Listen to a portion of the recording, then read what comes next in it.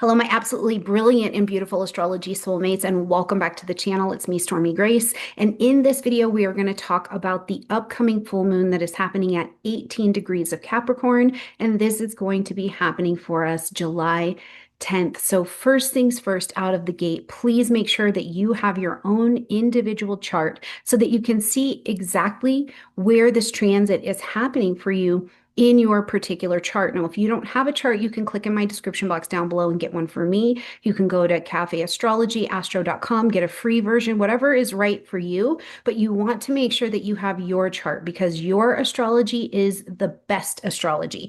Anything else you are going to hear on YouTube, anything you're going to read in a book, it's all going to be general. So you may get a very good sense of it because this is how energy works, but you want like what's best for you and your soul story. So make sure you click down there and definitely check that out. And if you know, and if you've been on this channel for a while, you know that I also suggest that you get your birth chart because we don't all use whole sign. Some people are using Placidus or other division methods of the housing system. So you need to know which house this is happening in for you instead of just saying, oh, I'm a Virgo rising. But if you're a Virgo rising, but you use a Placidus house system, you may not actually be having the event in that particular ascending house. So please make sure that you grab your particular birth chart.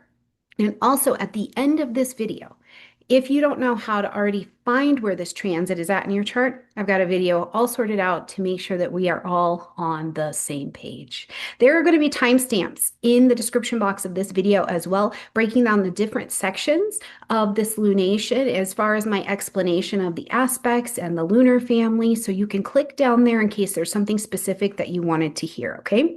Now for our friends who like the quick and the dirty, this is the end at the beginning portion of the video where I just give you a quick update as to what this particular lunation's about before the rest of us, and I invite you to stick around, but the rest of us are going to stick around and actually break this chart down.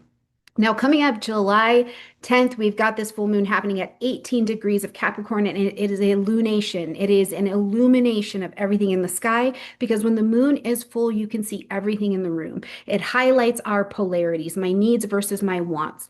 And in the energy of Capricorn and Cancer, we're really looking at what are my outer responsibilities that I need to be taking care of. And while I'm taking care of those, am I doing them at the expense of my inner needs? So you may honestly be looking at where you've been stretched too far in some particular direction. And this is like destabilizing that to show you where you've got to create more balance. Now, depending on what house this is happening in your chart, you'll get to look at those two polarities and see where you need to create the integration. Because whenever there's an opposition, we want to find the sweet spot in the middle to integrate them so they're not continuing to pull apart, but instead having a sweet motion in the middle that achieves a little bit of balance. So that is the end at the beginning. I hope you have a good lunation. Let me know how it goes for you in the comment section down below. All right, beautiful friends, right before we jump in, I am super thrilled to be offering another live 6-week session of my YouTube Breakthrough Challenge. So if you are ready to bring your message online, whether it be because you have a business, you have a skill that you want to share, you have an idea that you want to use YouTube to make money with, whether you've been on YouTube or you're just getting started out, this course is for you. It's 6 weeks. We are going to be live. You get live feedback from me. You have 6 weeks of my undivided attention to show you how to use YouTube as a resource. So if you are not hot into the digital revolution yet and you want a nice, beautiful place to learn how to even dip your toes in over here, join me starting August 2nd. The link is in the description box down below. The space is limited in the class because I have to be able to give you one-on-one attention when we're going through our session. So make sure you get signed up if that's you. All right, let's jump in and look at this full moon.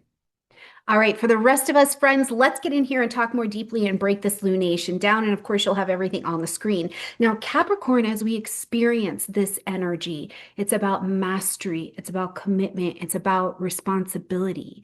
But when the moon is full in this sign, it shines a colder, clearer light on where those qualities have maybe been in a form of overfunctioning, right? So it's burnout.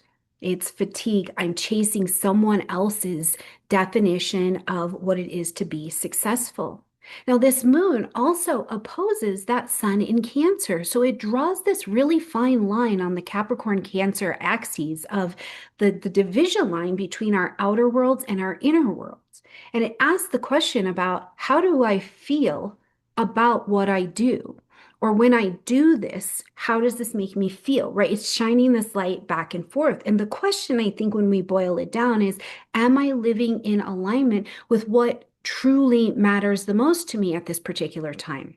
Now, we're also going to see at this lunation, and again, everything will be on screen, that this is, yes, it's a powerful pivot point because the full moon always is, but it's in a larger cosmic story, right? It's not just a little check-in. It's actually the culmination in a 27-month story that we're going to see in that lunation family. And this one happens to be happening alongside Neptune's retrograde. Uranus has just had a historic entry into Gemini.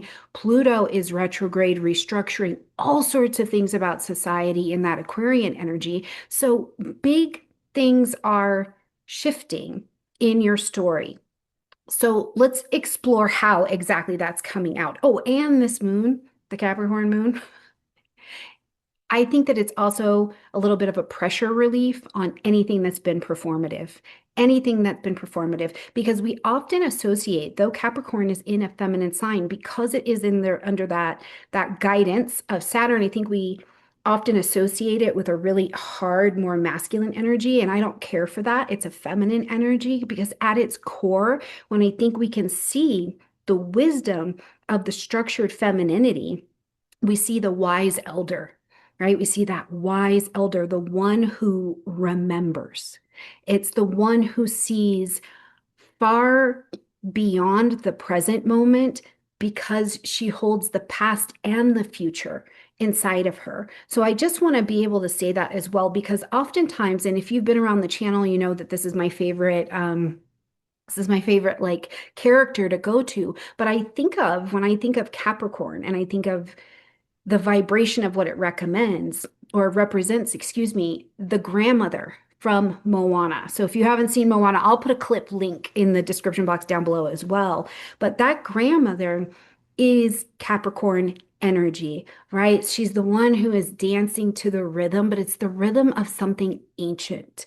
The one who knows that Moana, as this child, she's not lost. She's being called to something that's older than she is. You know, Capricorn is our keeper of a deep time story.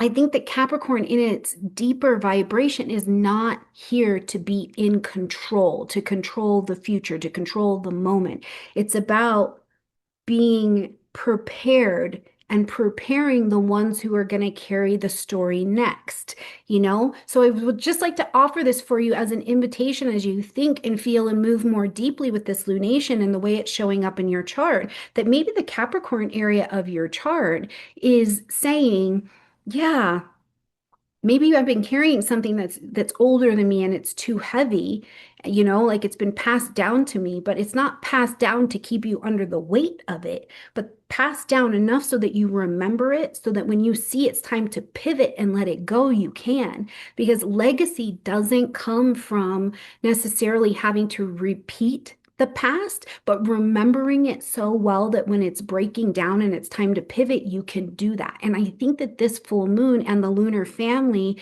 that you've been working with is the story of that. It's a deeper ancestral call. It's coming from something lifetimes old. So what's rising in you now is sacred. And I just want to put that a little bit in perspective. Okay. Let's take a look at the actual lunation story. And here's where I invite you to definitely get out your calendars, your journals, whatever you do to keep track of your life. And let's look at what you're already creating. So first of all, in the larger story, we need to go back to January 11th of 2024. And this is where we had a new moon happening at 20 degrees of Capricorn. Okay, so right in orb of the story we're experiencing now. And that was when you were planting the seeds to begin something. It's a quiet beginning because the sky is dark when there's new moon, but the soil of your life and your intention is so fertile at that time, even though it's invisible at first. This is why, as an astrologer, myself and Stephen Forrest always say at the new moon time, be careful of what you plant because the soil of your life and your intentions is so fertile at that time that what you plant for good or for ill is going to take root and it is going to begin to blossom. And you may not have even realized it at the time, but something important began for you January 11th, 2024. A commitment, a plan, a mindset around work, responsibility. The word legacy was going on, right? I can tell you on this side, it was absolutely on top of my South Node and Legatia Academy, which means legacy in Latin, started to really expand and got this big influx of students and was really coming to shape. So, what was happening for you? Pause here and go look, go check your journals and be like, what was I doing? Okay. From there, we come forward to October 10th of 2024. Now, at 17 degrees of Capricorn, we've got this first quarter moon happening. And this was action. That thing you planted in January, now you're actively taking action on it. Maybe you even hit a wall with it, or you faced some kind of really big test or obstacle that came to you, and you were asked to decide at that time, do I want to push forward past this obstacle, or am I going to burn it down? Right? Do I pivot? Or what am I going to do? Because in the first quarter phase, it's an activation and growth phase. I want to strive forward no matter what obstacles present itself. So what was happening for you at that time? What was happening for you between January and October that you can go back and look at how you were living and moving and thinking, right? Now we've reached this full moon time, and this is a revelation phase because it's all of the light in the sky is available. You can look at everything that you were building in that area of your chart in life, and you get it's like somebody you walked in the room and somebody's turned all the lights on, and you go, oh, I can see everything in here, right? So now at 18 degrees of Capricorn, what was hidden, what you weren't sure about, it becomes visible. Maybe something you didn't even realize you wanted to work towards becomes it's like a clearing shows up for it, and you're going, oh, okay. Yes, I want to pivot and I want to head in this direction, but there's some clarity around it. The other thing that I encourage you to do at a full moon time is celebrate. Celebrate. From January until now, you built something, the results of some truth that you've been working on. They have a revelation happening right now, even if you have to slow down to have a better look at it and go, wow, I can feel this more deeply. I can receive this more deeply. I'm ready to commit more deeply. Now, we will wrap up this lunar family story when we get to April 10th of 2026, so springtime-ish of 2026, okay? This is going to be the time when it's your last pivot. It's your last pivot and commitment because whatever is revealed to you as we get to this April timeframe, it's going to be like my last pivot and commitment is going to bring resolution to this. It's going to bring an integration of everything that I learned in this 27-month cycle, especially emotionally. It's going to bring a closure to some things, and you're going to be ready to turn away from that section of your curriculum, having gotten the grade that you got on it. You know what I mean? And that's going to be back at 20 degrees of Capricorn. So think of, if you can, this full moon that we're having right now is like a little flashlight in the cave of what we're experiencing right now. And it's showing you at this point of the journey what things need to be seen, and we're going to end them, acknowledge them, or make our adjustment. So where and how? What does this look like? What's the greater weight of it? Let's go into that just a little bit. So the Cancer Capricorn axes, that inner need versus outer obligations. As we have our luminaries in opposition, it first of all becomes a bit more emotionally charged because it's a lunation in general, right? But my insides and my outsides are in polarity. They're pulling against each other. That Capricorn energy, my external life, my structure, my performance, what makes me successful. Capricorn, my internal life, what I call home, my feelings, my intuition, my rest, my nurturing. The tension that's happening here under the opposition, it asks us, what are we building currently? What are we building here? And is it actually nourishing us? Is it actually nourishing us, right? This axis is going to speak to having to end, acknowledge, or make the adjustment here, because it is, again, that division between the part of us that seeks out the world and the part that retreats. So when you're asking, what are you building, right? What am I building? What's the revelation of what I'm building? I think that the question that has to go on the other side of that for all of us to ask is, okay, this is what I maybe am building, but at what cost? At what cost? And many of us are feeling that push pull, right? The desire to perform, but the need to rest. So obligation energetically may be showing up for you, and it's maybe been here for a very, very long time. And now you're going, this is too much. This is just too much. I'm carrying something that is an idea that's maybe even older than I am, and it's too much. It does not honor my body. It does not nourish my body. It does not honor or nourish my nervous system or my intuition. And I think that this is a nice reminder, since we're looking for that sweet spot. We don't want the opposition to continue to pull apart. We don't want that inside outside to continue to pull, because this is tight, right? We don't want to know the purpose of what we're doing in our life at a full moon. We want to know, what's the goal? What's the goal? What do I want to build? Because you can build. And as we bring these to the sweet spot in the middle, I think it's the remembering that you can succeed without abandoning your softness. So at this lunation, one of the things we want to watch for is clarity, especially around what's burning us out. I'm carrying on, I'm taking on too much.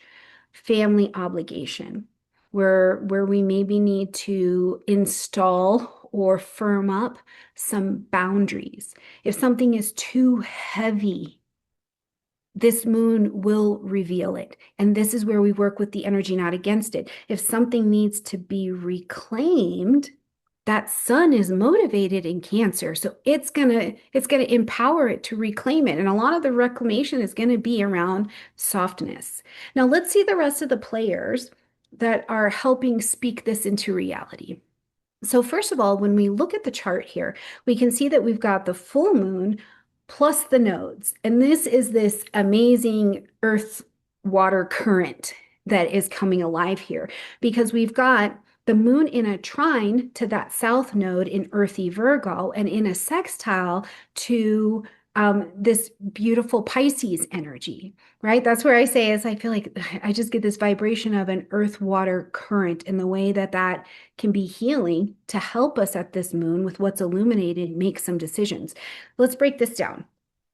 That trine to the south node in Virgo, fellow earth energy. This is in the material plane, something that holds material authority over us in some way. And what it's highlighting here is, in an aspect of ease, we're able to see it more easily where we've been overmanaged, over processed, over producing, where we've tried to control too much, but we've done it at the cost of our own peace.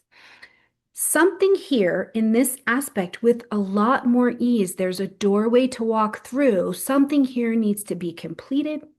It needs to be released. Maybe it just even needs to be delegated, right? We get to remember that other people, other sources and resources are actually here to help us. Now, where I think we have a lot more access to making some changes is at that north node point, because we have a sextile here. And the sextile creates a pocket of opportunity. So it's easy. The door is here. But unlike the trine, where the door is just here, we intelligently walk through in a sextile. We are in action in it, and we're in action at the north node in Pisces, which offers a spiritual destiny upgrade. Pisces asks us to let go of the obsession of the outcome, right? Let go of the obsession of the outcome. Trust this current. Trust the current. Trust that you are seated in the palm of the universe, safe and protected, right? You're not going to just be safe if you have a checklist. Virgo, the Virgo side, right? It's an opening. Pisces is a softness, it's a surrender, it's a unwalling off our hearts and our intuition in that pelvic bowl area and redirecting our energy in that current to what is meaningful in our bodies, in our systems, and our intuition. So together, as we see these aspects playing together, I think first of all, it closes what needs to be closed, right? It shows us that this is too heavy to carry anymore. This is too much perfection. This is too much planning, per se.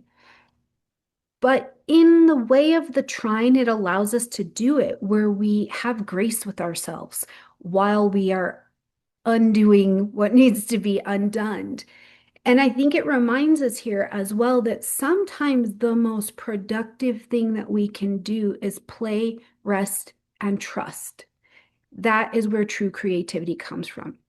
Now, let's take a look at what else is nice and close here. And one of the things I want to look at is what is the ruling planet of this lunation getting into? So we've got Saturn in Aries here, and it's conjunct Neptune, who's just recently gone retrograde here in Aries as well. So this is it's a fascinating pair. Saturn and Neptune are a fascinating pair because Saturn wants form and clarity and tangible progress, right? And Neptune wants surrender and faith and divine timing and trust the process. But together, I actually think that they create like it's a strange but sacred friction. Because here Saturn in Aries is like, if that's what you're saying is important to you, let's let's make a plan to have that thing that is important to you. Or if you're saying that's too heavy for you, let's make a plan for how to let it go. And then we're going to have to trust that when we let it go, it will be handled, right? Because Neptune is also in support of that. Neptune's like, yeah, let go. But when we put their strangeness together, they both to me are whispering, okay, but don't rush. You don't need to rush, right? It's not about stalling or procrastinating. It's about getting real, getting today level honest, coming back home enough to get honest about how does this feel in my body and in my being and what's my intuition saying. The dreams that you're building, Neptune, you can have them, but they have to be grounded in some kind of structure that aligns with your truth. And that's Saturn's role of holding this here, right? And it's maybe even holding you to a dream that comes with a structure that is ancient. It's so much older than you are. It's a truth that it comes from nature. It doesn't come from society. Now, Neptune's retrograde does play a part in here, I think, because your intuition at this point might be louder than your logic, and that could be particularly helpful at this lunation. So don't be surprised if you start to feel more drawn towards a change of direction, but you don't really have a clear explanation for it. You're like, I can't tell you why, except for the fact that this feels too heavy, or this feels off, or it doesn't feel in alignment, or my play seems like it's in this direction. So if you're having these shifts and changes of directions, your pivots, don't be surprised, because where Neptune's retrograde and Saturn's conversation together, I think help is it's like, trust that feeling. Yep, trust that feeling. And then let's sketch out the map from that feeling, right? So this lunation does still ask us to step forward into our vision, but it does also ask us with that retrograde to stay open to a redirection, which is a part of the new pivot.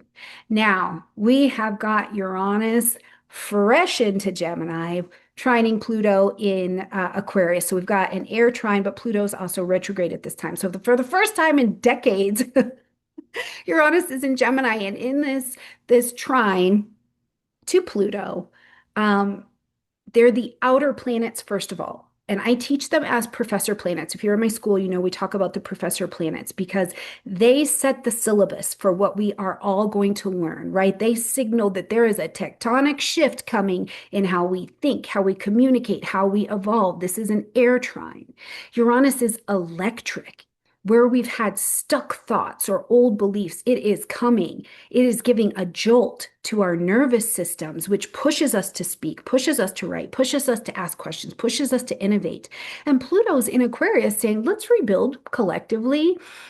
But we need to build from the soul, right? We need to build from the soul, from an ancient lineage out. Now, these two working in an air harmony invite a complete upgrade of our minds, of our tech, of our messaging, of our learning.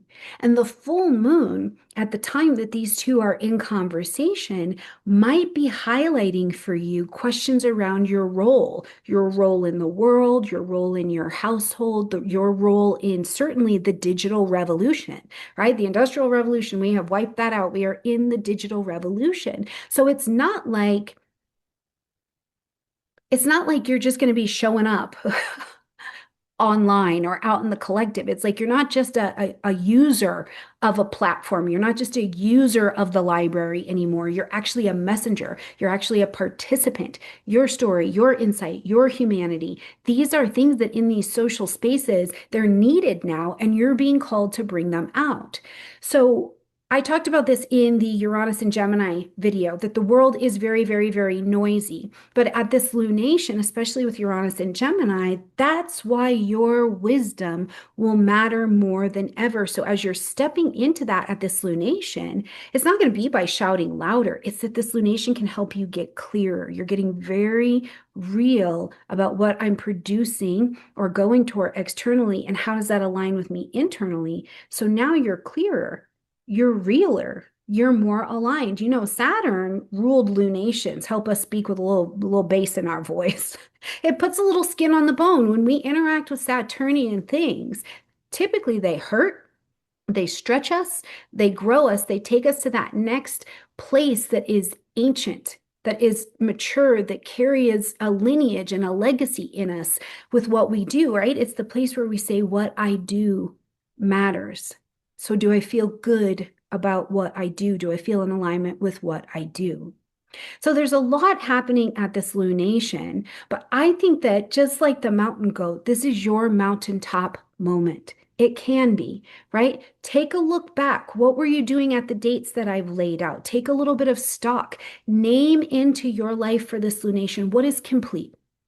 What do you know you're done with, right? And have the courage to turn towards now what's next, but not urgently, not urgently, with clarity, not urgency, just clarity, because I don't think that this lunation is simply about accomplishment.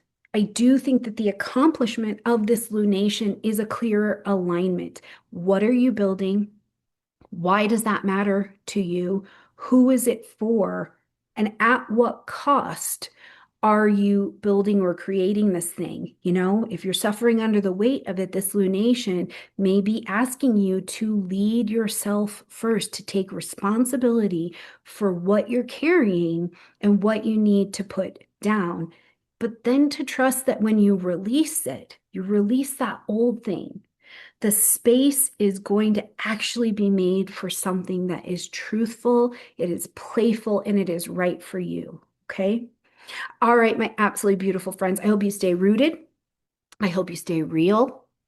And when it's time for you, I hope that you move forward with a lot of purpose. Now, listen, at the end of this video, I am going to put the Uranus and Gemini video if you haven't checked that out. And I'm also going to put my other new video that's out that tells you what kind of astrologer am I. This has been a conversation around here forever. I can't believe I didn't answer it sooner, but that video is over there. So have a good full moon.